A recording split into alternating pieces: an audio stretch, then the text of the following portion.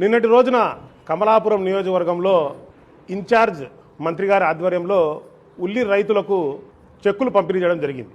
గాయం ఎప్పుడు తగిలింది, కట్టు ఎప్పుడు కడతారు. వివరాల్లోకి వెళ్తే 2025-26 ఖరీఫ్ సీజన్లో ఉల్లి పంట అనేది రాయలసీమలో పెద్ద ఎత్తున సాగు చేయడం జరిగింది. దాంట్లో భాగంగా మన వైఎస్ఆర్ జిల్లాలో కూడా పెళ్లిమరి కావచ్చు, విఎన్పల్లిలో కావచ్చు చాలా వరకు ఉల్లి అనేది సాగు చేయడం జరిగింది. పంటేమో బ్రహ్మాండంగా వచ్చింది, ధర ఏమో లేకుండా పోయింది. రాష్ట్ర ప్రభుత్వం ఆదుకోవాల్సిన రాష్ట్ర ప్రభుత్వం, లేకపోతే మినిమం సపోర్ట్ ప్రైస్ అనేది ప్రకటించాల్సినటువంటి రాష్ట్ర ప్రభుత్వం ఏబీ ప్రకటించుకోకుండా గమ్మన ఉండడంతో జగన్మోహన్ రెడ్డి గారు వైఎస్ఆర్సీపీ పార్టీ అధ్యక్షుల వారి నిర్ణయంతో వైఎస్ఆర్సీపీ పార్టీ పూర్తిగా అంటే గ్రామ స్థాయి నుంచి, మండల స్థాయి నుంచి, జిల్లా స్థాయి, నియోజకవర్గ స్థాయి అట్లా రాష్ట్ర స్థాయిలో ఎన్నో నిరసన కార్యక్రమాలు చేయడం ద్వారా కుంభకర్ణుల మాదిరి కూటమి ప్రభుత్వం పడుకొని ఉంటే వారికి కనువిప్పుగా, లేకపోతే వారికి నిద్ర లేపే కార్యక్రమం చేయడం జరిగింది. ఎక్కడ కూడా చంద్రబాబు నాయుడు గారు ఒక ప్రెస్ మీట్లో కేవలం కర్నూలులో ఉల్లి రైతులకు మాత్రమే వాళ్ళకు 1200 మన క్వింటాలకు 1200తో కొంటామని చెప్పారు, కానీ కడప జిల్లా గురించి ఊసే లేదు. కడప జిల్లాకు కూడా దాంట్లో జాయిన్ చేయాలి, ఎందుకంటే ఇక్కడ పెద్ద ఎత్తున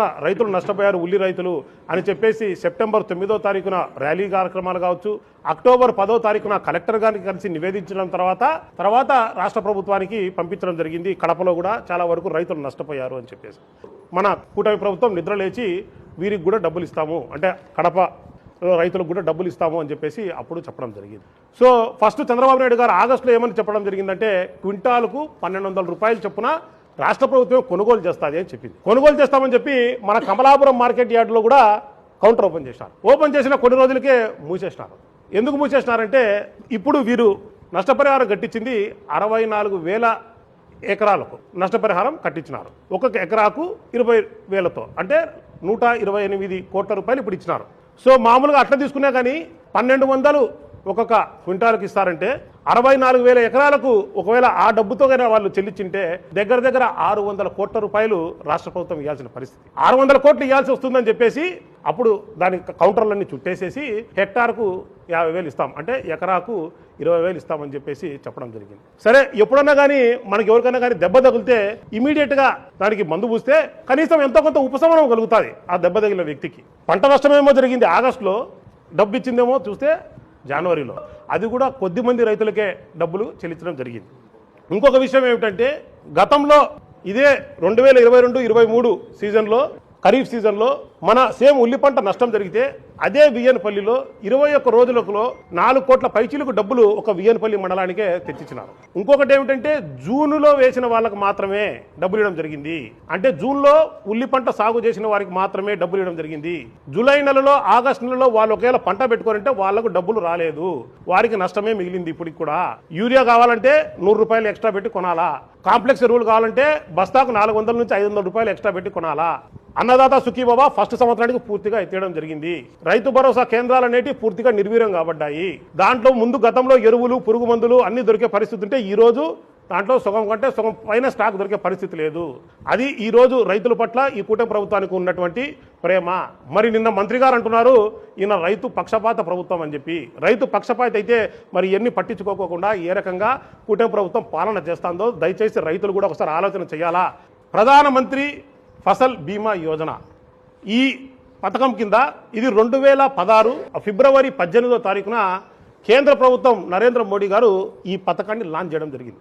ఈ పథకం ఒక ముఖ్య ఉద్దేశం ఏమిటంటే రైతు అనేవారు ఎవరు కూడా ఆత్మహత్యలు చేసుకోకూడదు అనే ఏకైక ఉద్దేశంతో వారికి ఇమీడియట్గా ఇన్సూరెన్స్ డబ్బులు అందించాలనే ఉద్దేశంతో ఈ భారతదేశం మొత్తం పైన ఒకటే ఇన్సూరెన్స్ స్కీమ్ ఉండాలనే ఉద్దేశంతో ప్రధానమంత్రి ఫసల్ బీమా యోజన అనే పథకాన్ని పెట్టడం జరిగింది.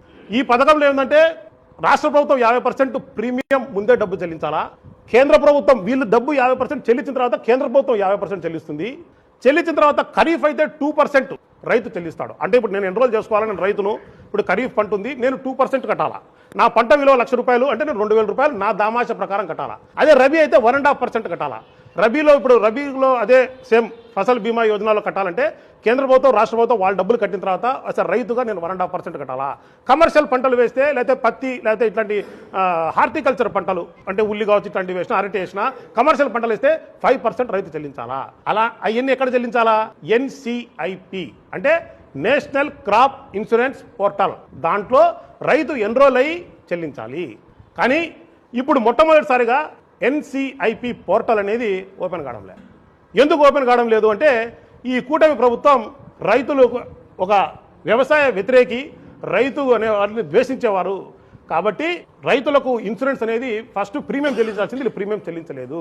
2025 ఖరీఫ్కు 134 కోట్లు రాష్ట్ర ప్రభుత్వం ప్రీమియం కట్టాలా. బిల్లు ఏమో పాస్ చేసినారు, డబ్బులేమో కట్టలేదు. వీళ్ళు కట్టలేదు కాబట్టి కేంద్ర ప్రభుత్వం కట్టలేదు, కేంద్ర ప్రభుత్వం కట్టలేదు, రాష్ట్ర ప్రభుత్వం కట్టలేదు. రైతులేమో అప్పుడు పోర్టల్ ఏమో ఓపెన్ చేస్తారు, ఫస్ట్ టైం ఆప్షన్ ఇచ్చారు కాబట్టి రైతులేమో వాళ్ళేమో డబ్బులు చెల్లించుకుంటూ వచ్చారు. అదే కాకోకుండా జస్ట్ ఒక 6 నెలలు బ్యాక్ వస్తే 2024 రబీలో కూడా 44 కోట్ల రూపాయలు రాష్ట్ర ప్రభుత్వం కట్టాలా, అడ్వాన్స్గా కట్టలేదు. సో వీళ్ళు కట్టలేదు, కేంద్ర ప్రభుత్వం కట్టలేదు, ఎందుకంటే రాష్ట్ర ప్రభుత్వం కట్టలేదు కాబట్టి. బట్ పోర్టల్ ఓపెన్ అయింది కాబట్టి రైతులేమో వాళ్ళ పంటకు వాళ్ళేమో డబ్బులు కట్టుకుంటూ వెళ్ళిపోయారు. పంట ఏమో నష్టం వచ్చింది, రైతులకేమో ఇప్పటి వరకు ఇన్సూరెన్స్ రాలేదు. దగ్గర 3,000 కోట్ల రూపాయలు రైతులకు ఇన్సూరెన్స్ రాలేదు.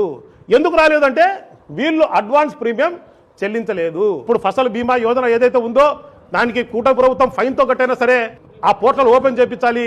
వాళ్ళు మామూలుగా గత ప్రభుత్వంలో అయితే ఆ ప్రీమియం రైతు కట్టాల్సిన ప్రీమియం ప్రభుత్వం కడతానింది, కానీ ఇప్పుడు రైతు కట్టుకోమంటారు. వాళ్ళు కట్టేదానికి కూడా ఇప్పుడు అవకాశం లేదు, వాళ్ళు కట్టేదానికి అవకాశం ఇవ్వాలి. పైగా ఇప్పుడు రవి అనేది అయిపోయింది, ఇంకొక 10 రోజుల్లో పంట అనేది కూడా పీకేస్తారు. పూర్తి మినుము అనేది డ్యామేజ్ అయిపోయినాయి. సో ఖచ్చితంగా కూటమి ప్రభుత్వమే దీనికి బాధ్యత తీసుకోవాలా, రైతులకు పూర్తిగా వెన్నుదన్నుగా ఉండాలా, ప్రతిదానికి సపోర్ట్ చేయాలా. లేకపోతే వైఎస్ఆర్సీపీ పార్టీ మళ్ళా పెద్ద ఎత్తున ఉద్యమిస్తాము అని చెప్పేసి తెలియజేసుకుంటూ, ఖచ్చితంగా ఈ రకంగా రైతులను మోసం చేసుకుంటా వస్తుంది ఈ కూటమి ప్రభుత్వం.